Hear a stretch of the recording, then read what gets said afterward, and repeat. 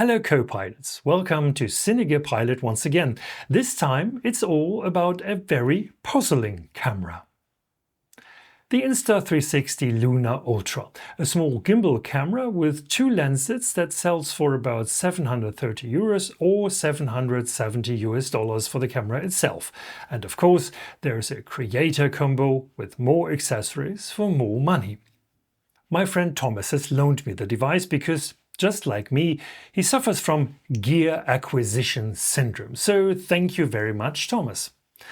I'm very sure you know all the technical details of the Insta360 Luna Ultra already, as there are hundreds of videos that have been piling up on YouTube since weeks, so you do not need another video reading spec sheets and what comes in the box. I was wondering, what is the purpose of that little camera that looks like it's escaped from a Pixar movie? Can you use it for a professional production that can do more than just a few walking shots? I can assure you it's gonna be a video with a surprising ending. So buckle up co-pilots and off we fly.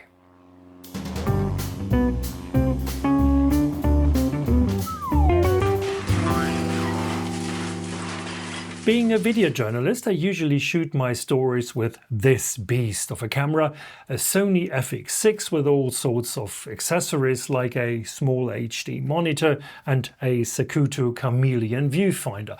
A hell of a camera that produces exactly what you need for television and high quality internet stuff. Ning was so kind to help me out shooting a quick example that is of course dead serious, pun intended. Let me show you. It still feels awkward for Ning to come to this part of the river. It's this very spot that he lost his dog 3 years ago, chasing a duck, and then drowning. I still remember I tried very hard pulling him out of the water, but the current was so strong and it was helpless, and I was helpless, and it was so sad. Agreed, all this looks nice and professional, but to be honest, the FX6 weighs more than 6 kilos or 13 pounds and it can be a real pain in the if you have to carry it for a long time. Wouldn't it be nice if there were a smaller camera that can do just that, or at least something like that, but weighs less and doesn't make you feel exhausted? Years ago I bought the Osmo Pocket 3. That thing is equipped with a fixed 20mm lens with an f2 aperture. So what do I mean when I say I was hoping that that camera can do sort of what the Sony FX6 does? Let's watch that short example from the FX6 once again. Broadcast videos usually consist of the same kinds of shots. A long shot to establish the scene, followed by a couple of close-ups with the important parts of the scene, possibly followed by a soundbite. I still remember I tried very hard pulling him out of the water. Now let's shoot that same scene with the Osmo Pocket 3. It still feels awkward for Ning to come to this part of the river. It's this very spot that he lost his dog 3 years ago, chasing a duck, and then drowning. I still remember I tried very hard pulling him out of the water, but the current was so strong. I tried my best, but I was helpless. It was really sad. Well, what do you think? Of course, the look of an Osmo Pocket 3 is totally different. It's got a much smaller 1-inch sensor compared to the full-frame sensor of a Sony FX6. Picky people might criticize that the picture is slightly distorted, especially with close-ups because of the 20mm sort of wide-angle lens. But astonishingly, I have to admit that it looks quite usable, at least under the given circumstances with plenty of daylight. So let's come back to the Insta360 Luna Ultra. This Wall-E of a camera looks like it offers the solution to all my longings and yearnings for a portable, light and comfortable way of shooting, because this one has got two lenses. a 20mm like the trusty Osmo Pocket 3, and a kind of a telephoto lens with 60mm. With both lenses combined, you can zoom from 20mm all the way to 240mm full frame equivalent. So what do you think? First of all, you can tell that the two cameras alongside do not provide a smooth zoom like a professional zoom lens. But so what? No one uses zoom effects nowadays like in the 70s. But there is an important reason why the zoom of the Insta360 Luna Ultra looks like that, because not all of the zoom levels are native. Native zoom steps are the 1x zoom of the 20mm main camera and the 3x zoom of the 60mm camera. The rest is a mixture of digital zooms that Insta360 calls lossless zoom and an officially lossy 12x zoom. Let's try it out. This is the 2x zoom, still the main camera with the so-called lossless crop. This is the 6x zoom with the 60mm tele camera with the so-called lossless crop once again. And finally, this is the 12x zoom, a purely digital zoom from the 60mm telephoto camera.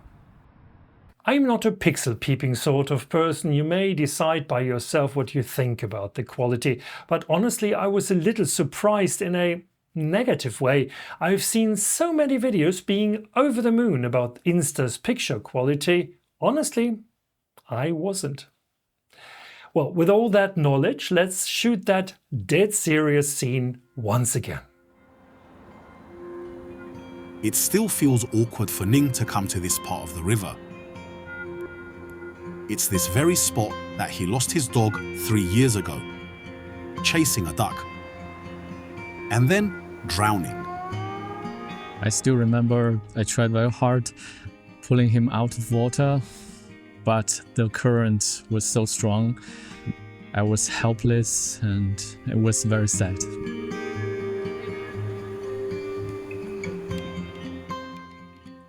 What mostly puzzles me are the oversaturated colors. The example you've just seen was shot in this so-called standard profile and no further filter profile selected.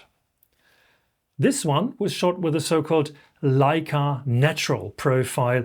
It feels slightly better. And this one is shot in iLog, a 10-bit log format applied with the Insta360 LUT in post.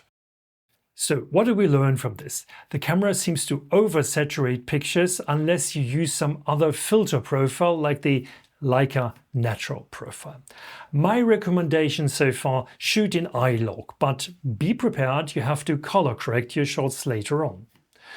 Unfortunately, as to the time of the recording of this video, there is a massive problem with iLog on the Insta360.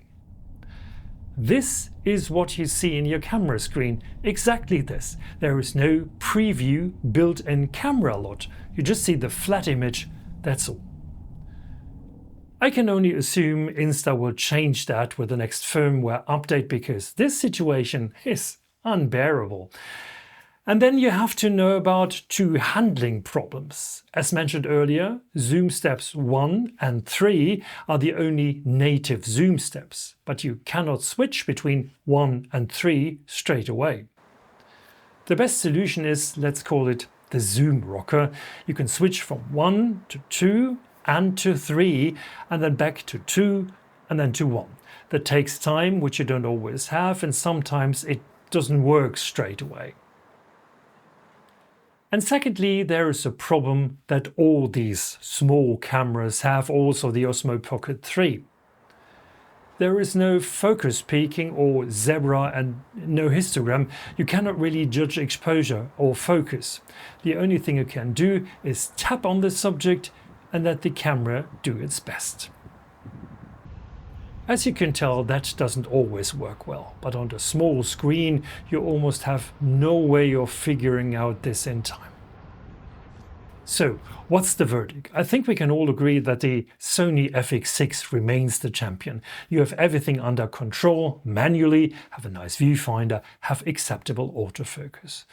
But let's imagine you don't have this camera. Can you shoot a professional documentary with a small camera, like the Insta360 Luna Ultra? Difficult to tell, isn't it? You have to accept that your results will look different.